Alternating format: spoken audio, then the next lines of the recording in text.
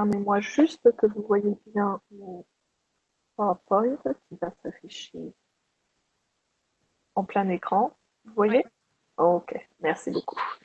Ok, bon, écoutez, merci à tous d'être là aujourd'hui. Et puis pour ceux qui n'ont pas eu l'occasion de se connecter en direct, c'est enregistré, donc un lien vous sera transmis dans les jours qui viennent pour pouvoir revisualiser cette session ou la partager avec vos collègues.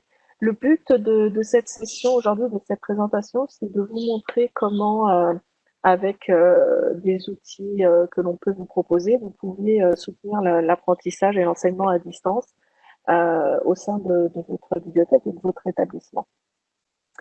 Alors, avant de rentrer dans le vif du sujet, comme l'a dit mon collègue Tristan, vous pouvez nous poser des questions via le chat. Donc, je vous ai mis une copie d'écran pour ceux d'entre vous qui ne maîtrisent pas l'outil WebEx, si c'est le cas. Voilà, vous pouvez nous poser les questions. Je ne verrai pas les questions pendant ma présentation parce que je suis en plein écran, donc je ne vois pas ce qui se passe derrière côté WebEx. Par contre, évidemment, j'adresserai ces questions à la fin de la session lorsque j'aurai terminé ma présentation. Donc n'hésitez pas à les poser. Et puis si je n'ai pas le temps, dans ce cas-là, je reviendrai vers vous par écrit pour répondre aux questions. Alors, rentrons dans le vif du sujet. On va se mettre dans la peau aujourd'hui d'une étudiante, donc Sarah Carr, c'est mon étudiante, qui est étudiante au sein de l'université et qui a différents besoins au sein de cette université. Elle doit de temps en temps trouver des ressources pour une composition ou un exposé pour tel ou tel cours. Elle doit accéder évidemment aux ressources que propose la bibliothèque. Euh, Elle a besoin de communiquer avec les enseignants, en particulier au sujet des livres bibliographiques qui sont attachés à certains cours. Euh, et puis avoir des informations sur les devoirs à faire par cours et savoir ce qu'elle a à faire pour les jours ou les semaines à venir. Et donc, tout ça, en fait, représente un peu son travail au jour le jour au sein de son année, universitaire. Et évidemment, dans le but de réussir ses partiels et de passer à l'année suivante et de continuer son cursus. Ce qu'on voulait vous montrer aujourd'hui, c'était comment cette étudiante va interagir avec les différents outils que la bibliothèque, l'université, pas seulement la bibliothèque, l'université peut mettre en place en fait pour les étudiants.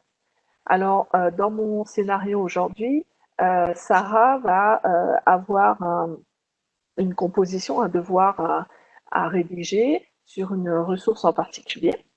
Et on va voir dans ce scénario que Sarah va recevoir une notification directement sur son téléphone mobile. Elle va donc savoir qu'elle a une composition qui approche dans les jours qui viennent par rapport à un cours en particulier. Elle va ensuite pouvoir rechercher des informations générales sur le thème de son cours. Elle va également vérifier si les informations sont disponibles dans sa liste bibliographique qui a été transmise par son professeur. Et puis, un peu plus tard, on la verra aller directement sur son compte Moodle pour accéder aux informations de son cours et cette fois-ci commencer le travail en consultant la liste bibliographique qui a été créée par son enseignante et elle va pouvoir accéder au livre en question dont on lui a demandé de faire un exposé dessus. Elle va réaliser à ce moment-là, parce qu'on est dans une période où l'université ne lui permet pas d'aller, en tout cas pas entièrement, de pouvoir se déplacer physiquement dans le campus. Donc elle va réaliser en fait que l'université et la bibliothèque, en l'occurrence, a mis en place une numérisation pour qu'elle accède au chapitre de l'ouvrage qui l'intéresse de manière numérisée, ce qui évidemment lui a permis de pallier le fait que la bibliothèque était fermée au moment où elle en avait besoin. Euh, et elle va par elle-même trouver un article qu'elle souhaite faire partager avec son enseignante parce que ça correspond à son cours. Donc elle va lui suggérer cet article. Et on va voir à la fin l'enseignante comment elle reçoit cette information, toujours via le CMS Moodle, pour ensuite demander à la bibliothèque d'ajouter ou pas cette ressource. Donc voilà un peu l'idée de ce scénario. C'est ce que je vais vous présenter maintenant. Et donc, on va commencer. Donc, je sors de cette page. On reviendra là-dessus après. Et on va commencer en premier lieu. Tac. Par mon téléphone, que vous devez voir maintenant. Voilà. Donc, Sarah, comme beaucoup d'étudiants, elle est souvent sur son mobile, forcément. Comme beaucoup d'entre nous également, hein, soyons honnêtes. Et donc, elle peut recevoir, grâce aux outils qu'a mis en place l'université, elle peut recevoir des notifications, comme on le voit là-haut. J'ai une notification qui apparaît lorsqu'elle clique dessus. Oui, voilà. Lorsqu'elle clique dessus, la notification en fait apparaît directement. Donc là, en l'occurrence, c'est une notification via son application mobile qui lui dit qu'il y a un devoir à rendre pour le 3 juillet. Il va falloir qu'elle qu'elle se mette à travailler si elle n'a pas commencé à le faire. C'est un rappel pour lui dire qu'elle a un devoir où la date limite est au 3 juillet qui concerne son cours Early American History. C'est son professeur qui lui a envoyé ce rappel et qui concerne Abraham Lincoln. Donc, maintenant, elle sait qu'elle a ce cours ce devoir à rendre et qu'il va falloir donc qu'elle se mette à travailler dessus.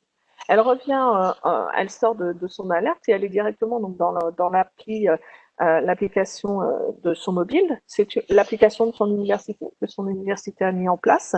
On peut voir, alors je ne vais pas tout détailler ici, vous montrer quelques informations que Sarah pourrait trouver dans son application. Par exemple, dans son emploi du temps, si elle clique ici sur emploi du temps, elle peut voir ce qu'elle a aujourd'hui comme cours de prévu. Et on voit qu'à 16 heures, elle a son cours justement avec son cours Early American History. Et si elle clique dessus, elle peut avoir des informations, le début du cours, voir l'email de l'enseignante si elle veut pouvoir lui envoyer des informations. On aurait pu également mettre une localisation. Ici, il y a un nom de salle, mais ça pourrait être avec un lien, avec un plan pour y accéder via le campus, etc. Donc ces informations peuvent en effet servir à Sarah pour trouver les informations qui lui sont nécessaires pour sa journée. Elle peut également, si elle revient en arrière, voir directement des informations via son CMS. Donc là, LMS, lorsque je vais dessus, j'arrive directement sur Moodle dans mon scénario, j'utilise Moodle comme CMS, mais on pourrait avoir Canvas, on pourrait avoir d'autres CMS que vous pourriez utiliser au sein de vos universités. Mais là, on parle de Moodle dans ce scénario. Et avoir directement accès aux cours et aux informations concernant ces cours directement disponibles ici directement disponible dans son application. Enfin, autre chose d'intérêt pour elle, en ce qui concerne son travail du jour, c'est-à-dire ce devoir qu'elle doit terminer ou commencer si elle ne l'a pas commencé, elle peut aller directement dans sa bibliothèque et commencer à effectuer une recherche. Donc, elle est toujours sur son portable et puis là, elle se dit, bon, il faudrait quand même que je commence à travailler sur ce sujet. Et donc, elle va faire une recherche. Alors, on va rechercher une recherche un peu générique pour l'instant, c'est le début de sa recherche. Elle va rechercher en fait Lincoln sur son Primo directement via son application et elle va accéder à tous les résultats. Alors, je vais doucement pour que vous voyez les résultats qu'elle trouve. Et admettons que le deuxième ouvrage l'intéresse, elle peut cliquer dessus, accéder à la notice complète via Primo et tous les services qui lui sont proposés.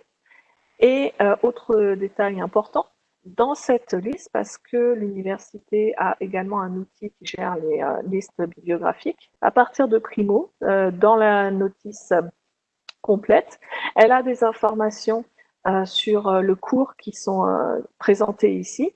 Et lorsqu'elle clique dessus, Primo renvoie directement l'étudiante sur l'application qui gère les listes bibliographiques, en l'occurrence ici les Ganto.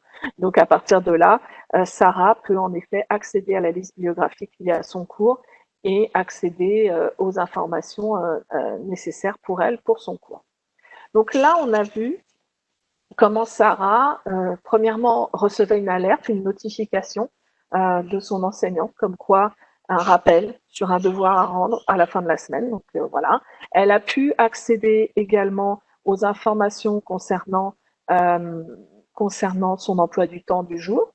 Elle a pu aller se connecter directement via son CMS et aller faire une recherche au sein de l'outil découverte de sa bibliothèque. Donc tout ça à partir d'une application mobile, ce qui pour elle est très intéressant parce qu'elle peut du coup recevoir des notifications, consulter ces informations, peu importe à l'endroit où elle se trouve.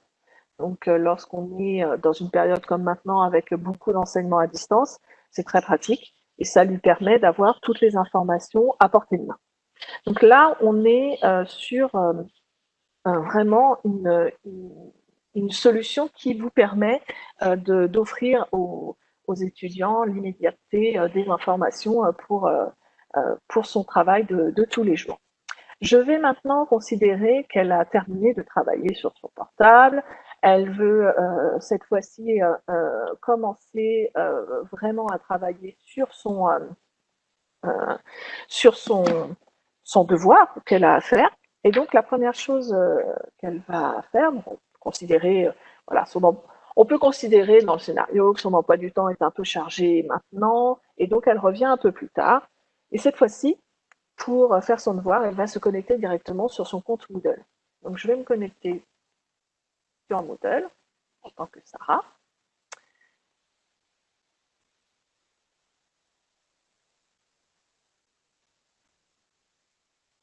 Sarah donc se connecte sur son Moodle. On voit ici, on a Sarah, des informations la concernant. Vous connaissez certainement mieux Moodle que moi. Et donc, Sarah, en fait, est inscrite à 3 cours que l'on voit ci-dessous. Mais en l'occurrence, le cours qui l'intéresse, c'est celui-ci, où elle a ce devoir à rendre d'ici la fin de la semaine. Donc, on va se connecter directement sur ce cours. Elle a des informations qui proviennent directement de Moodle et donc de l'intégration des informations renseignées par l'équipe pédagogique dans Moodle. Et puis, elle a ce lien qui lui permet d'accéder directement à la liste bibliographique. Donc, c'est ce qu'on va faire maintenant. Elle va accéder à la liste bibliographique directement. Et dans cette liste, elle arrive directement donc aux informations qu'elle avait vues de manière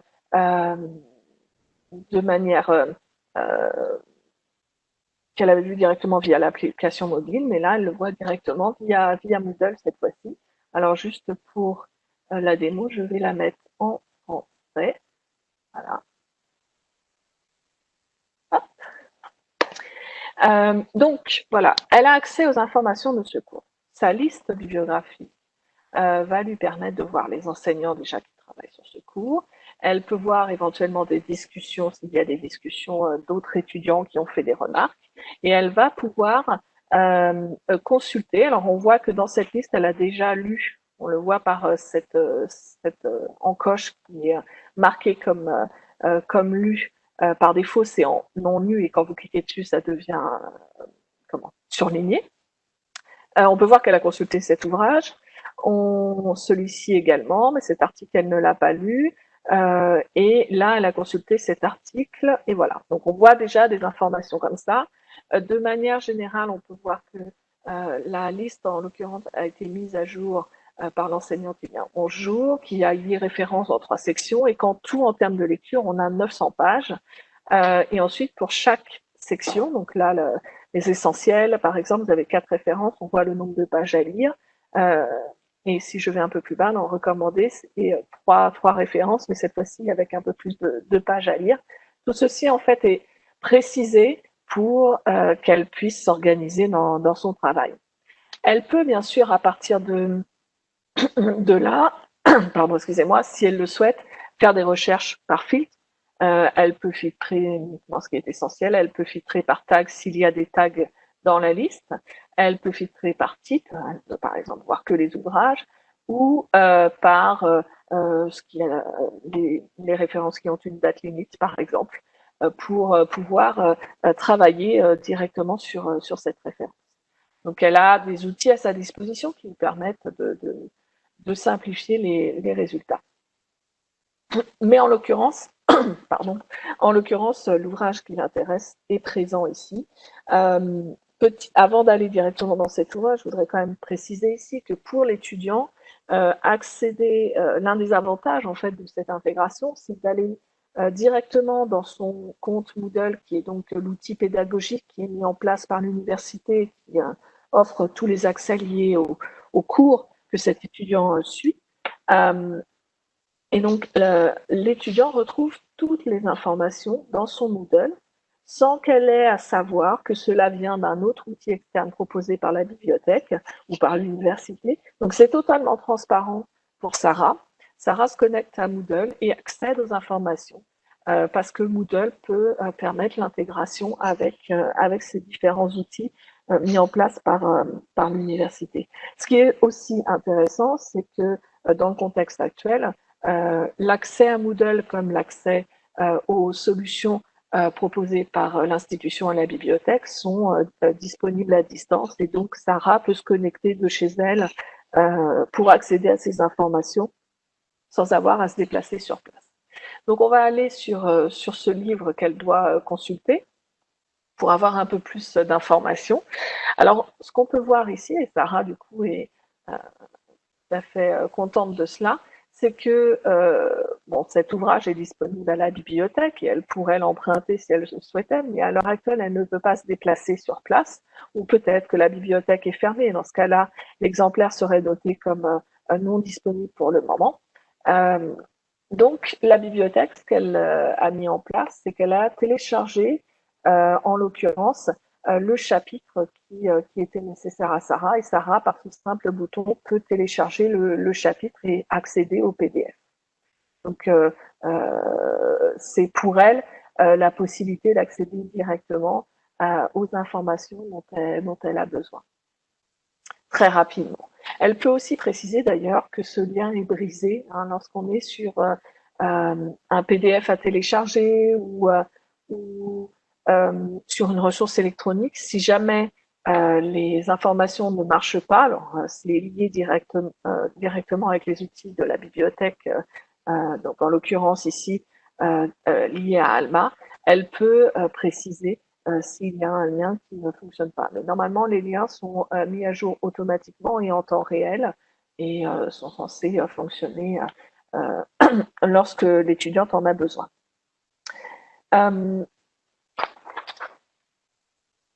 Sarah, du coup, à partir de là, peut commencer son travail. Donc, elle peut soit commencer son travail à partir du PDF, soit, si la bibliothèque est ouverte, demander le prêt de l'ouvrage et aller accéder à l'ouvrage physique et commencer donc son exposé.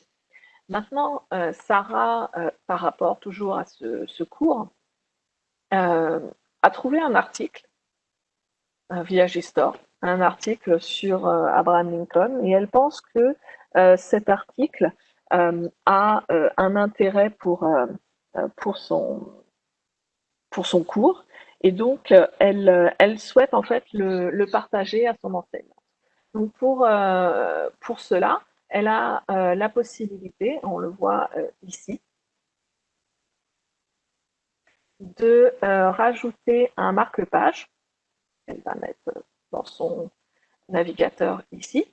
Et lorsqu'elle va ensuite aller sur son article, elle va en fait juste avoir à cliquer sur ce marque-page pour que l'outil proposé par l'institution automatiquement récupère les informations. Vous voyez ici, non seulement on récupère toutes les métadonnées, le titre, l'auteur, le type de document, là il s'agit d'un article, on a le lien sur Gstore, on a le volume, etc. Donc pas mal d'informations. Mais en plus de ça, on a une information comme quoi ce titre est en fait fait partie des collections de la bibliothèque de l'université. Ce qui est intéressant. Donc, c'est en temps réel, il y a une vérification qui est envoyée. Donc, Sarah, en fait, s'aperçoit que ce livre est disponible. Elle ajoute cet ouvrage à... alors, elle peut l'ajouter à une liste, mais là, on va l'ajouter à la collection. Elle va ajouter cet ouvrage à la collection et elle va ensuite pouvoir partager cet ouvrage. Donc, pour ceci, on va retourner dans Moodle. Et ici, en fait, Sarah va aller dans sa collection.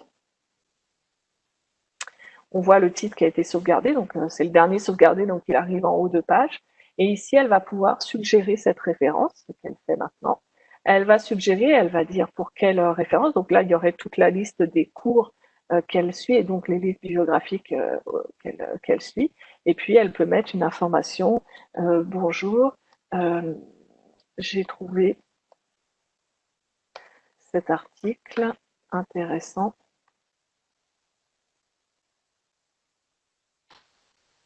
Peut-être peut-il être ajouté à votre liste, bien cordialement. Ah, et elle ajoute. On verra tout à l'heure, lorsque je me connecterai avec le login de son enseignante, comment l'enseignant reçoit cette information. Donc voilà, là, cette fois-ci, elle a fait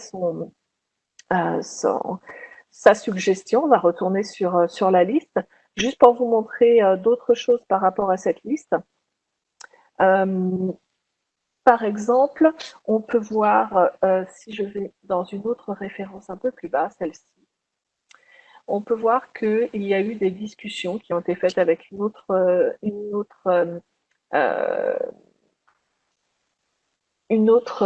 étudiante, Maria. Maria, en fait, le 19 juin, n'arrivait pas à accéder à l'interface de Gistore depuis chez elle. Et donc, elle a demandé à l'enseignante s'il était possible d'envoyer le PDF de cet article. Et l'enseignante a répondu qu'elle avait rajouté le PDF dans la liste. Donc, on voit en effet qu'il y a toujours l'accès Gistore pour ceux qui arrivent à s'y connecter, mais le PDF de l'article a été également rajouté pour les étudiants qui n'arrivaient pas à se connecter de chez eux. Donc, typiquement, dans le cas de l'enseignement à distance, ce genre de service peut être mis en place rapidement via l'outil pour parer à ce genre de situation un peu compliquée pour les étudiants. Donc, on a vu du point de vue de l'étudiant que, en effet, à travers l'outil, l'étudiant va accéder aux listes de lecture, il va pouvoir ajouter des commentaires, faire des suggestions. Donc, on voit ici la suggestion que Sarah a faite aujourd'hui. Il va pouvoir également commenter, dire qu'il a apprécié ou pas la référence, dire qu'il l'a lu, ça c'est pour lui, pour son suivi. Donc, l'étudiant doit savoir où est-ce qu'il en est dans sa liste. Et si je vais sur toutes mes listes, on peut voir ici qu'il va avoir des informations en dehors de la notification qu'on a vue tout à l'heure. Il va avoir des informations sur les dates limites imminentes des devoirs à rendre dans les jours à venir. Donc, cela va lui être signalé comme on le voit ici. Donc, je vais me déconnecter maintenant. On va quitter Sarah et puis on va essayer de voir du point de vue de l'enseignante ce qui se passe. Je me déconnecte de Sarah. Pour l'enseignante, je vais rester sur Moodle parce que l'enseignant se connecte également sur Moodle et cette fois-ci, je vais me connecter avec le login de l'enseignante.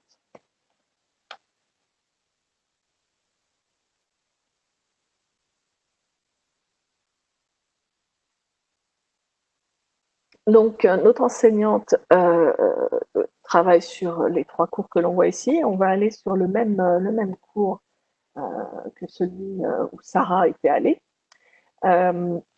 et accéder à la liste bibliographique directement, ce qui lui donne un accès à Leganto comme on l'a vu auparavant.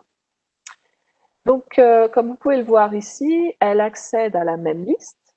Elle a juste plus d'options, c'est-à-dire qu'elle peut créer une nouvelle section, elle peut ajouter des références directement. C'est l'enseignante, donc elle a cette possibilité, évidemment.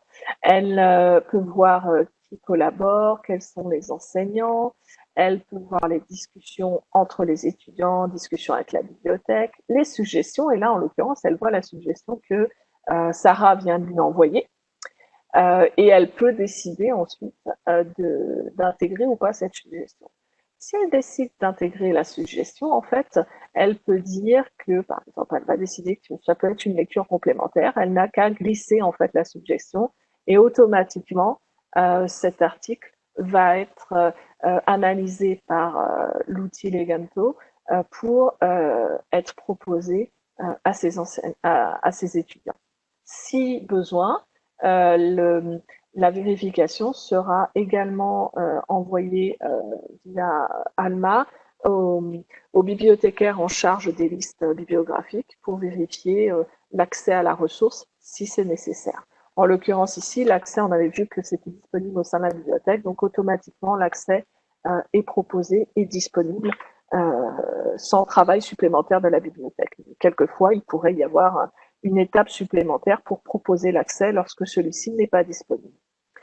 Avant d'aller un peu plus loin, je voulais préciser quand même une chose importante, c'est que comme on l'a vu pour l'étudiante Sarah, pour l'enseignante, là encore, tout est accessible via Moodle de manière transparente. Donc, si vous mettez en place l'outil Leganto dans les mois qui viennent, vos enseignants, en fait, auront accès à cet outil directement de manière transparente à partir de Moodle ou de leur CMS.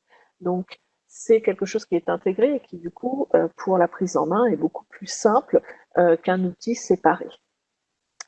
L'enseignant connaît l'environnement et il peut rapidement voir qu'il y a un nouveau module, un nouveau bloc, il me semble que c'est le terme dans Moodle, qui est ajouté, qui est proposé et où il peut accéder à des informations. Alors, qu'est-ce qui est intéressant pour lui ici, en dehors de créer une nouvelle liste qu'il peut créer rapidement? Ce qui est intéressant, c'est qu'il a accès à des statistiques. On peut le voir en cliquant ici, qu'il peut accéder. Ça marchait juste avant, ça c'est toujours comme ça dans les démos. On est en train de charger les informations. Un peu de patience.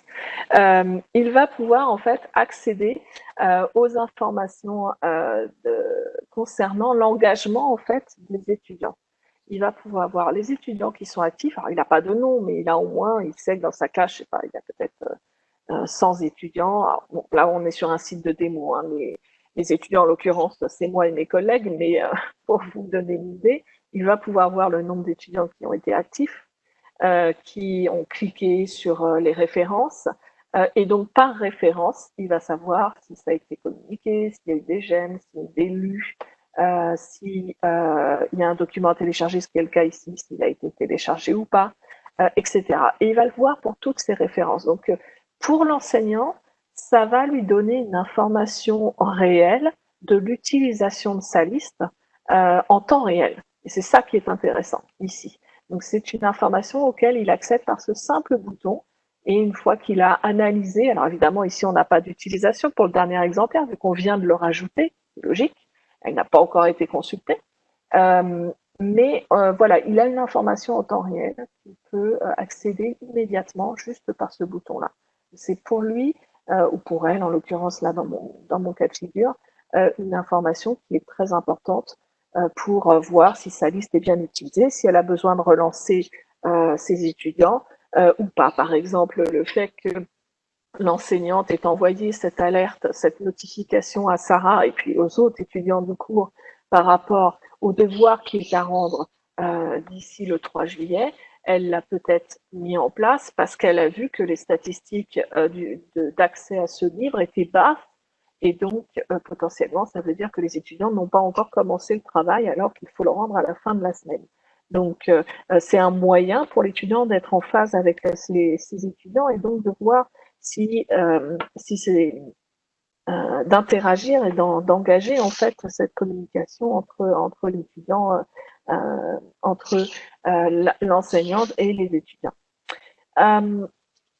Alors que peut faire l'enseignante ici? Elle peut, comme l'a fait Sarah, ajouter une référence. Alors je pars sur un autre exemple, cette fois-ci je pars sur un ouvrage, admettons que mon enseignante ait trouvé un ouvrage sur Amazon et qu'elle souhaite ajouter cet ouvrage, mais en fait, elle va cliquer aussi sur le marque-page ici.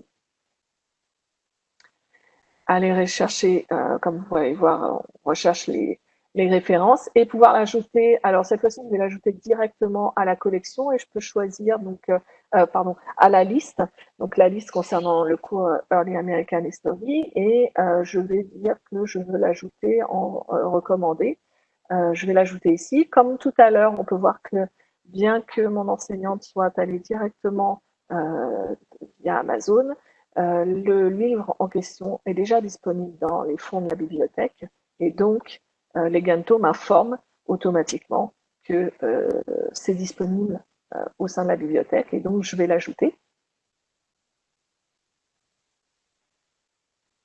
Et ensuite, quand je retourne ici, si je descends un petit peu, je vais voir que j'ai ce livre qui a été rajouté, que c'est en cours de préparation. Hein, il y a peut-être quelque chose à faire côté de la bibliothèque et la bibliothèque sera avertie de ce livre pour le mettre à disposition. Donc voilà une autre façon pour l'enseignant de rajouter des informations, mais elle peut aussi, lorsqu'elle clique ici, ajouter des références. Alors, elle peut ajouter des références de plusieurs moyens possibles. Elle peut, par exemple, ajouter, rechercher une référence alors, sur les différents scopes qui existent au sein de son outil de découverte. Donc là, vous avez tous les scopes proposés dans l'outil de découverte. Qui vont à la fois chercher dans Alma et dans Primo ou alors dans un scope particulier qui ne rechercherait que dans l'index, par exemple. Donc, elle va pouvoir rechercher les informations, par exemple, sur Nikon et voir les références accessibles et qui pourraient être ajoutées à sa liste. Donc, elle a accès par ce biais aux collections de la bibliothèque directement et elle peut, par ses filtres, aller voir, par exemple, tout ce qui est en open access ou les chapitres de livres, etc. Et ensuite ajouter. Alors, juste vous montrer des informations rapatriées via les Ganto qui proviennent d'Alma et Primo. Vous avez les informations concernant le format. Là, c'est du physique, mais vous avez aussi de l'électronique, comme on le voit ici avec le texte intégral etc., etc., ou numérique s'il y en a, on voit quand c'est open access ou pas. Donc toutes ces informations sont disponibles ici et elle peut donc prendre la référence et la rajouter juste en cliquant et en basculant l'information. Donc c'est une manière de rajouter, mais elle peut aussi rajouter que l'enseignante, elle peut rajouter une ressource directement à partir d'un fichier qu'elle aurait sur son qu'elle aurait sur son PC. Donc, je vais aller ici, je dois avoir voilà, un article que je vais rajouter ici. Et donc, l'article est récupéré et automatiquement, Leganto va récupérer l'auteur. Il sait que c'est un article, il connaît le titre du périodique et il a récupéré le DOI, plus la page de début, page de fin, etc. Je vais, cette fois-ci, cet article, je vais l'ajouter, donc là je suis sur ma liste, donc je vais l'ajouter à ma liste. Alors, on va le mettre ici et donc je l'ajoute. Et donc l'article sera ajouté en bas de ma liste, je l'ai ajouté ici, il est en train d'être ajouté. Voilà, ok. Si elle s'est trompée, et là en l'occurrence je vais le retirer parce que ça ne concerne pas mon cours, c'était juste pour vous montrer l'ajout d'un article. Il n'y a pas de problème, elle peut revenir là et supprimer la référence parce que la référence n'a rien à faire. D'accord? Donc c'est très facile pour l'enseignante d'ajouter, de retirer des références. Et juste dernière chose, elle a accès ici à sa collection. Sa collection, c'est sa liste de références qui est disponible. C'est la même liste en fait qui est disponible côté Leganto que côté outil de découverte Primo. Donc, si elle se connectait directement sur son outil de découverte, elle aurait accès à cette liste également. Ce qui veut dire que si elle fait en parallèle une recherche sur Primo et qu'elle sauvegarde des références dans Primo, elle y aura accès ici directement côté Leganto, ce qui est très pratique pour elle. Et puis, elle a également donc là, je n'ai pas de Zotero connecté derrière, mais d'être connectée à sa liste de références bibliographiques de Zotero ou de RefWorks ou d'autres outils de référencement bibliographique si elle en utilise. D'accord? Et par ce biais, donc à chaque fois, simplement prendre l'ouvrage et le basculer de l'autre côté, très simplement. L'ouvrage ou l'article, peu importe le type de référence. Donc c'est très facile pour elle d'ajouter des ressources. Qu'est-ce que je peux vous montrer d'autre ici? Juste peut-être vous montrer qu'elle a accès donc à sa collection. Ça, c'est la liste de références sur lesquelles qu'elle peut sauvegarder. On voit qu'elle peut mettre des vidéos. Hein, ce ne sont pas uniquement des ouvrages ou des articles en ligne ou des e-books ou autres. Elle a également accès à toutes les listes bibliographiques de son institution qu'elle peut ajouter pour consulter. Alors, soit elle travaille sur ces listes, soit elle ne travaille pas, mais elle peut les voir en tant qu'invitée parce qu'elle est enseignante, elle peut suivre des listes de collègues avec lesquels elle peut travailler de temps en temps. Donc, elle a la possibilité d'accéder aux différentes listes disponibles au sein de son institution. Donc voilà pour l'enseignante, et je pense que je vais terminer la présentation par peut-être en allant me connecter sur le site de la bibliothèque.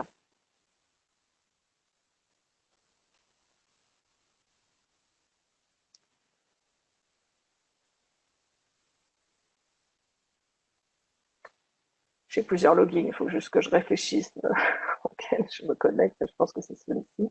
On va voir. Donc cette fois-ci, donc, je me mets à la place d'une bibliothécaire qui est en charge de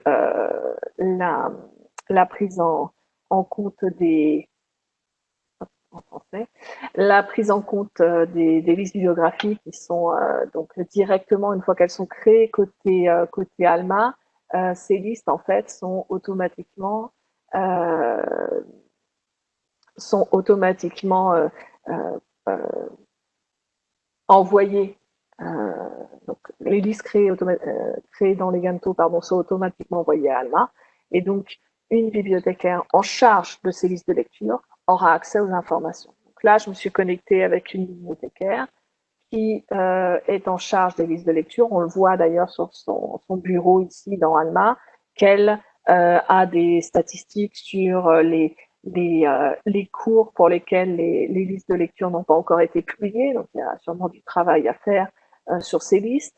Elle voit ici les listes, le pourcentage de listes qui est publié. Elle voit ici les informations dans les exemplaires des réserves de cours qui nécessitent un achat, etc., etc. Donc c'est juste des exemples pour vous montrer ce que pourrait faire la bibliothécaire dans ce cas de figure. Ce que je veux vous montrer, moi, plus précisément, c'est, premièrement, elle a des informations directement dans sa liste de tâches. On voit ici qu'elle voit les listes de lecture pour lesquelles elle doit travailler, celles qui ne sont pas encore attribuées, mais éventuellement sur lesquelles il y a une information à traiter. Donc, elle voit les informations dans sa liste de tâches au niveau des listes de lecture, et elle voit aussi les informations par rapport aux références. Alors, on propose les deux parce qu'on s'est aperçu que selon les institutions, la gestion des listes bibliographiques est différente. Certains travaillent liste par liste, d'autres travaillent, ont une organisation du département qui traite ces listes bibliographiques par référence, par type de référence. Par exemple, des personnes qui sont dédiées à la numérisation des fichiers ou à gérer les accès électroniques, etc. Donc dans ce cas-là, on peut par l'un ou par l'autre accéder aux informations de manière assez rapide. Évidemment, vous pouvez aussi y accéder directement via un index dédié, un index pour les listes de lecture et pour les références. Sinon, en termes d'accès aux informations, elles sont disponibles sous l'onglet Services aux usagers. Dans la partie réserve de cours, vous avez à la fois la liste des cours qui est importée de Moodle, hein, du CMS, les listes de lecture qui sont rattachées et donc les références. Et pareil, vous pouvez accéder aux 3 niveaux comme vous le souhaitez. En l'occurrence, là, je vais chercher une liste de lecture. Donc, ma liste sur laquelle je travaillais avant, American History.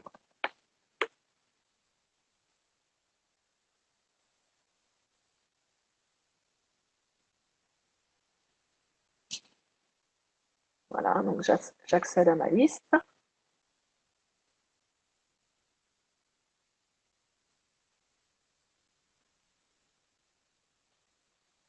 Donc dans cette liste côté Alma, donc ça ressemble à une liste telle que vous les connaissez. Vous avez des alertes lorsque c'est nécessaire. Vous voyez les différents accès qui sont ouverts. Et selon le type de référence, vous allez avoir des, comment, vous allez avoir euh, des, des ressources sur lesquelles vous allez devoir effectuer un travail. On voit par exemple, si je descends un peu, on voit ici l'ouvrage qui a été trouvé sur Amazon, sur lequel on voit que la ressource est localisée, mais on a besoin de déterminer où elle est. Donc on clique ici sur localiser la ressource. Et à ce moment-là, Alma va rechercher l'ouvrage en question et donner l'accès. Voilà, donc là, en l'occurrence, c'est un accès électronique, c'est pas un ouvrage physique, mais maintenant, on a un accès à cet ouvrage, à l'e-book. Et puis, il y avait l'article envoyé, je pense que c'est celui-ci, l'article envoyé par l'étudiante qui, pareil, a besoin d'être localisé. Donc, on va cliquer sur localiser la ressource. Donc, l'étudiante, elle donnait un accès via Gista. Alors, ça doit pas être l'article, ça c'est autre chose. Où est-il cet article? Je me rappelle plus du terme. Euh, alors, en l'occurrence, là, on a vu que la localisation ne s'est pas faite, donc du coup, il faut voir si on peut donner l'accès, si on refuse la ressource, si elle est utile ou pas. Je ne sais plus où est l'article, c'était peut-être celui-ci. Voyons voir. Mais ça a été localisé directement, donc le problème n'était pas. Ok. Bon, en tout cas, voilà, ce que je voulais vous montrer ici, c'est que pour le côté bibliothèque, il y a une partie qui est faite automatiquement. Après, ça dépend du workflow, de la manière dont vous avez organisé votre travail côté bibliothèque. Et puis, il y a des alertes qui vont qui vont s'afficher lorsqu'il y a quelque chose à faire en particulier. Vous pouvez évidemment utiliser ici différents filtres, que ce soit par alerte, que ce soit par statut, par localisation, par étiquette, etc., etc., pour donner l'accès à cette ressource et valider ensuite les informations pour aider l'enseignant à travailler et donc à accéder aux informations.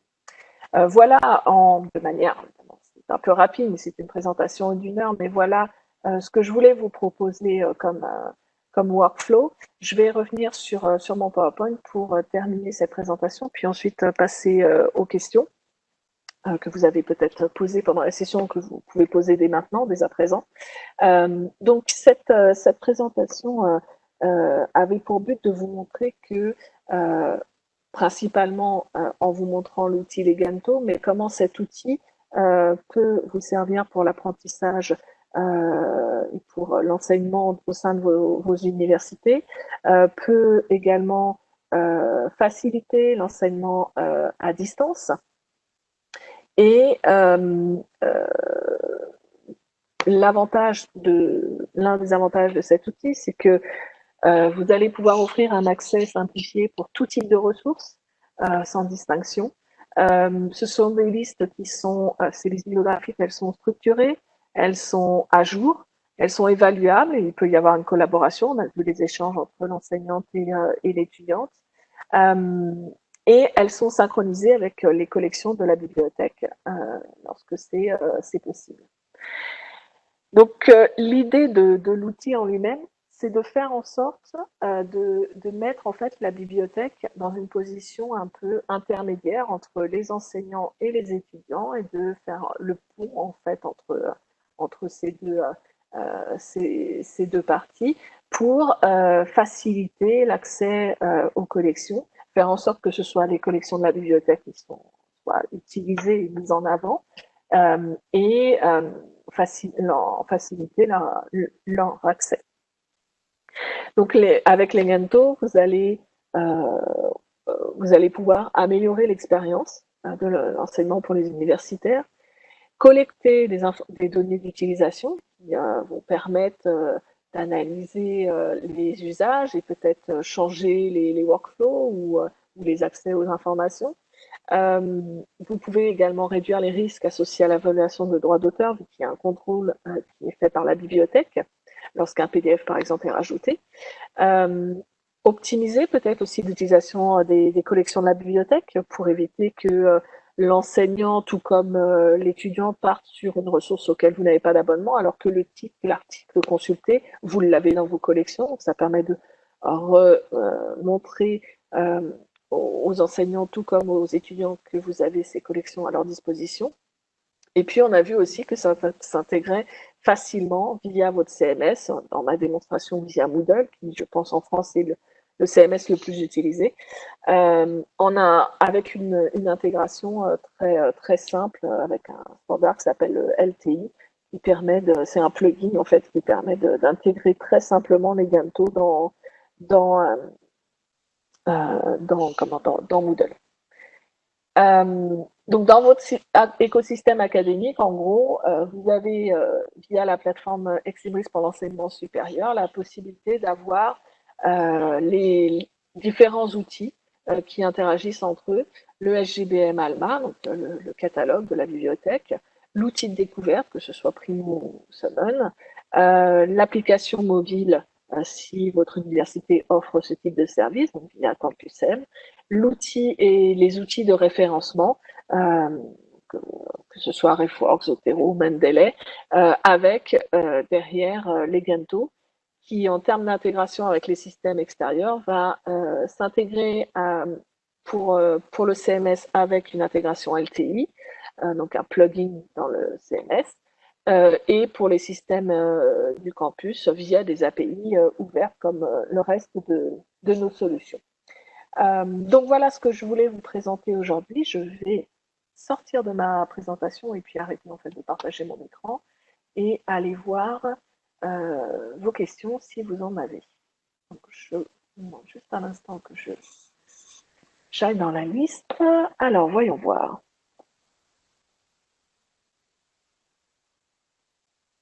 Alors, j'ai une question concernant le. Alors, je précise à mes collègues, il y a des questions qui me sont adressées de manière privée, donc je vais d'abord traiter celles-ci, et puis ensuite pour les autres, si jamais je ne les ai pas lues ou je ne les ai pas vues, euh, n'hésite pas Mathilde à me les lire. Mais je vais d'abord traiter celles que je vois, d'accord? Euh, donc j'ai une question à propos du pourcentage d'engagement des étudiants, le KPI qu'on voyait, et comment était-il mesuré? En fait, c'est les Ganto, au niveau des statistiques qu'on obtient à partir de les Ganto, on voit l'accès à la liste bibliographique. Donc on voit si l'étudiant a accédé à la liste. Donc on peut avoir le nombre d'étudiants qui accèdent à la liste. On peut voir le nombre d'étudiants qui a cliqué sur la référence, le nombre d'étudiants qui a marqué la référence comme lue, le nombre d'étudiants qui a aimé la référence, le nombre d'étudiants qui a accédé à la référence et accédé au document, que ce soit par lien sur une ressource électronique, un PDF téléchargé ou qui en a fait la demande pour un ouvrage pour lequel il a demandé un prêt. Donc toutes ces informations vont être regroupées et c'est là-dessus qu'on va décider de l'engagement. Le pourcentage, en fait, va être, si par exemple dans un cours vous avez 100 inscrits, si on voit que toutes ces différentes informations représentent que 50% d'activité, c'est comme ça qu'on va pouvoir déterminer en fait le pourcentage donc, par rapport au nombre d'étudiants inscrits dans le cours.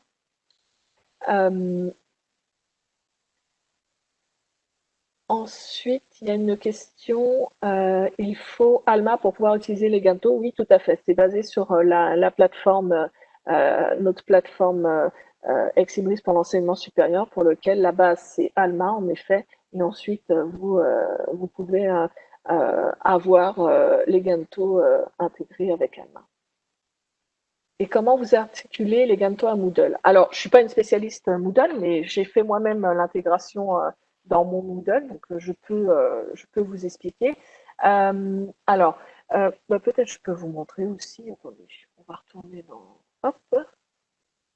encore un petit peu de temps, donc on va retourner là dans Moodle. Moodle. Là. Ok, on va sortir, on va retourner sur la page d'accueil. Alors, moi, quand je l'ai mis en place, j'avais pas Moodle, donc j'ai dû créer Moodle. Je fais pas partie de l'institution, donc je suis administratrice. J'ai dû créer des cours, tout ça. En l'occurrence, pour vous, si vous avez déjà Moodle, les cours sont déjà créés, vos étudiants utilisent déjà ces cours, ok? Donc dans Moodle, vous avez à la fois déjà la liste des étudiants, les enseignants et les cours. Donc euh, côté, euh, lors de la mise en œuvre côté euh, de Leganto, en fait, pour Moodle, la seule chose que vous devez mettre en place, c'est le plugin Leganto. Et lorsque vous êtes administrateur, vous avez accès ici à cette partie administration du site, d'accord? Donc ça, c'est l'administrateur, c'est pas l'enseignant qui le voit, c'est l'administrateur de Moodle. Donc l'équipe pédagogique chez vous qui gère le CMS doit connaître ceci. Et lorsque vous êtes ici, je ne sais pas pour vous Moodle, mais moi pour que ça marche, vu que je n'ai pas de Moodle au sein d'une institution propre, réelle, j'ai dû l'installer en local, donc je lance un serveur sur mon PC, c'est un peu long. Donc lorsque vous le paramétrez, il faut rajouter un plugin.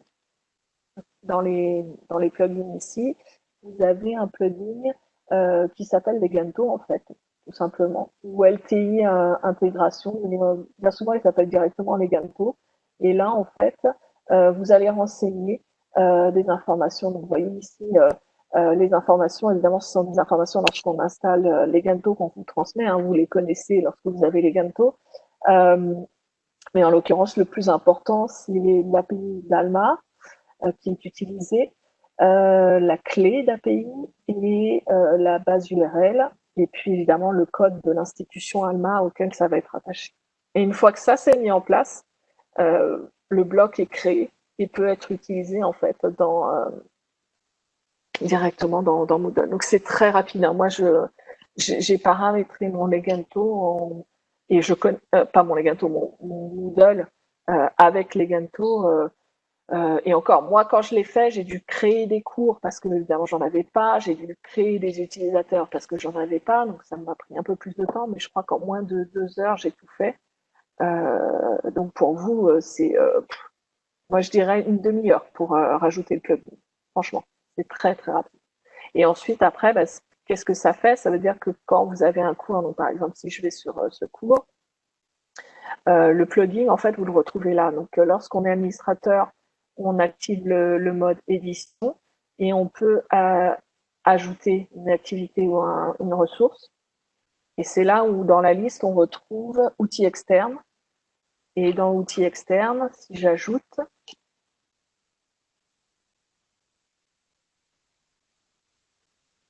donc le Moodle, ça met un petit peu de temps, Moodle, mais c'est pas grave. Euh, Voilà. Là, en fait, je peux aller sélectionner l'outil. Donc moi, j'ai ajouté 2 Leganto que j'ai nommés différemment. Ici, vous auriez mis un nom précis du plugin que vous avez créé. Là, vous retrouvez en fait la liste des plugins que vous avez rajoutés, qui utilisent l'intégration LTI. Et à partir de là, c'est rajouté, c'est accessible.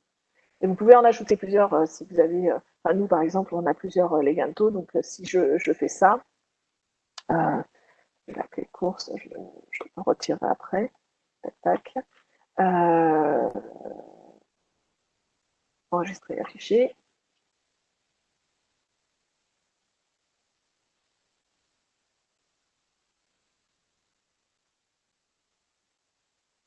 Il va se connecter directement au Logento que j'aurais paramétré auparavant. Voilà. Aussi simple que ça. C'est vraiment, vraiment très, très facile à mettre en place. Donc voilà côté Leganto. Après, et donc vous voyez maintenant, si je retourne sur ma liste, je vais virer le mode édition. Mais si je retourne sur ma liste, j'ai la liste, le lien sur le Leganto que j'avais initialement créé et j'ai un lien sur un nouveau Leganto et une nouvelle liste liée à ce cours. Voilà. OK. Donc c'est vraiment très très simple. Vous avez vu, ça a pris quelques minutes à mettre en place. très simple à mettre en place. Après, de manière peut-être plus générale, pour répondre à cette question, pas seulement côté Moodle, mais aussi côté Legento, lorsqu'on a un projet Legento à mettre en place, ce qu'il nous faut comme prérequis, en fait, comme information que vous pouvez regrouper pour nous transmettre, c'est d'abord quel CMS vous utilisez, Moodle ou un autre. Ça, c'est des informations importantes parce que, vous voyez, c'est un peu la base de l'intégration. Évidemment, comme pour tout projet, on a besoin de savoir à quelle date vous souhaitez rentrer en production. Ça, c'est pour qu'on puisse vous, comment dire, qu'on puisse prévoir un plan de projet adapté à votre demande. Et puis ensuite, on a besoin de savoir qui va créer les listes bibliographiques dans les Legento. On part disons qu'on part sur l'idée que de base, ce serait les enseignants, mais quelquefois, ça peut être un mix, ça peut être une partie des enseignants et une partie par la bibliothèque. Dans certaines institutions, ce n'est que la bibliothèque qui crée les listes. Et donc ça fait partie des informations qu'on a besoin de savoir parce que selon ces informations, on va vous montrer des workflows un peu différents. Et puis, on a besoin aussi de savoir si, à l'heure d'aujourd'hui, tous vos cours sont enregistrés dans Alma, parce que si ce n'est pas le cas, il va falloir en effet que ce soit fait. Et également, s'il y a un identifiant unique par cours dans votre CMS pour permettre d'éviter les doublons. Et enfin, si tous les usagers de votre CMS sont bien inscrits comme usagers avec le même nom dans Alma. Ça, c'est vraiment les questions typiques de base qu'on vous pose en début de projet comme prérequis en fait pour le projet. Donc voilà. Après, un projet en lui-même, Magento prend je dirais en moyenne entre 10 et 12 semaines. Mais enfin, disons, vous savez, on s'adapte après à vos besoins. Voilà, c'est juste pour vous donner une idée. Alors, je ne vois pas d'autres questions. Est-ce que, Mathilde, as-tu eu d'autres questions auxquelles j'aurais répondu? Je ne vois rien de mon côté non plus. Ok, bon, on arrive à la fin de l'heure, donc je pense qu'on est bien.